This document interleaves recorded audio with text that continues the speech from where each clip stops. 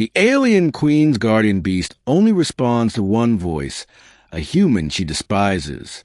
In the heart of the Zyrentian Empire, deep within the marble towers of Valcarith, resided the guardian beast, a titanic, silver-scale creature with eyes like liquid fire and horns etched with ancient runes.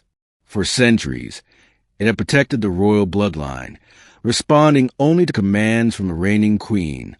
Until now, Queen Kaelira stood before the beast, her violet robes fluttering in the breeze that rose every time the creature exhaled. Behind her, a council of nobles watched in uneasy silence. The beast had grown restless ever since the failed assassination attempt last month, and worse, it no longer responded to her voice. Varkul, Kaelira commanded, her voice like steel. Kneel! The creature opened its jaws, releasing a low growl that shook the chamber. But it did not move. Not for her. Not for anyone. Your Majesty, General Tharn whispered, stepping forward. We may need him. Kaelira's gaze snapped to him. Absolutely not.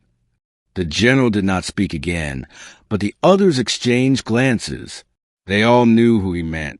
Jonah Cross, a human, a former ambassador from Earth, and the only being Varkul had obeyed in the last 3 years. Kaelira clenched her fists.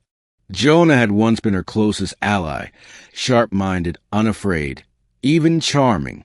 He'd helped broker peace between Earth and Zyrenta. But something had shifted when he began asking questions about her past, about the beast's origins. He had gotten too close to the truth. So she had exiled him, publicly disgraced him. And now, the throne itself needed him. Jonah lived in the outskirts of the Empire, far from the white spires of Valcarith, tending to a modest grove of blue-leaf trees, and refusing every emissary the queen had sent, until she came herself. You, Jonah said flatly, when he opened the door to find her standing there, surrounded by guards. I would not be here if it wasn't necessary, she replied. Varkul, he guessed, wiping his hands on a cloth. Let me guess, he won't listen to you. I need you, she said, the words heavy and bitter. Jonah leaned against the doorway. Last time I helped you, I got banished and framed for treason. That was political necessity.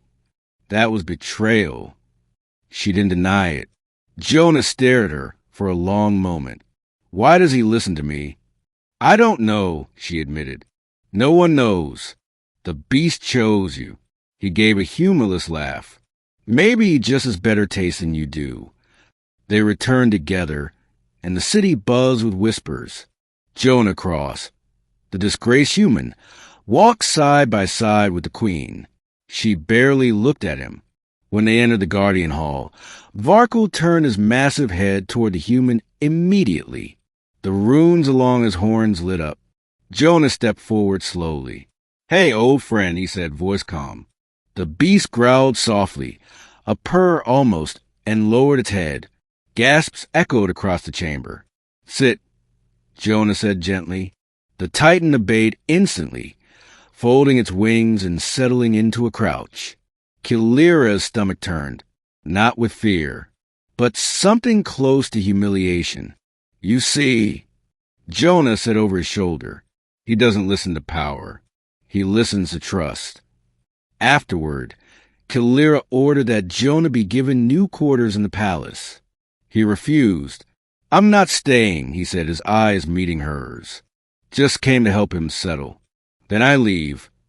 We still have enemies at the gates, she said. Your voice is the only thing that keeps the capital safe. Maybe you should have thought of that before turning me into a scapegoat. Her jaw tightened. You think I wanted that? The nobles demanded blood.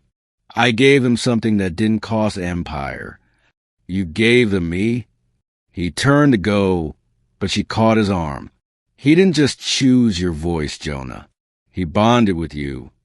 I didn't ask for that. Neither did I. They stood close, too close, but neither moved. Over the next few days, war rumors thickened. a rogue Zyrentian prince. Kaelira's cousin, Malvek, had rallied rebel forces and was marching toward the capital. Worse, he had his own beast, a corrupted one. "We'll need Varkal in the field," said General Tharn. "He won't go without Jonah," Kaelira muttered. So she went to him again. "Come with us," she said. "Just your voice. You won't even have to fight." He laughed bitterly. "That's exactly what I'll be doing." But he came.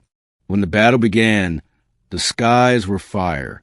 Malvek rode a night-black beast with venom dripping from its jaws. Soldiers clashed beneath them like ants beneath gods. Varkal bellowed and surged forward as Jonah rode on his back, holding tight to the beast's mane. Kaelira flew beside him on her sky chariot, cloaked in armor laced with obsidian threads. "Left flank, Varkal," Jonah shouted. The beast obeyed with impossible grace, slamming into the enemy and scattering their forces. The corrupted beast roared in response, lunging at them. "Brace!" Kaelira cried, but Varkal dodged, and then it hesitated. Jonah clutched at his chest. "He's afraid," he said. Kaelira blinked. "Varkal afraid?" Jonah closed his eyes. "He's not afraid of that thing. He's afraid for me." Kaelira looked at him then, really looked. "You're connected," she whispered. Before he could answer, the corrupted beast struck, and Jonah was thrown from Varkal's back. The world blurred. Jonah hit the ground hard, vision spinning. A scream tore from Kaelira's throat as she dove toward him, but the corrupted beast was faster. Varkal roared.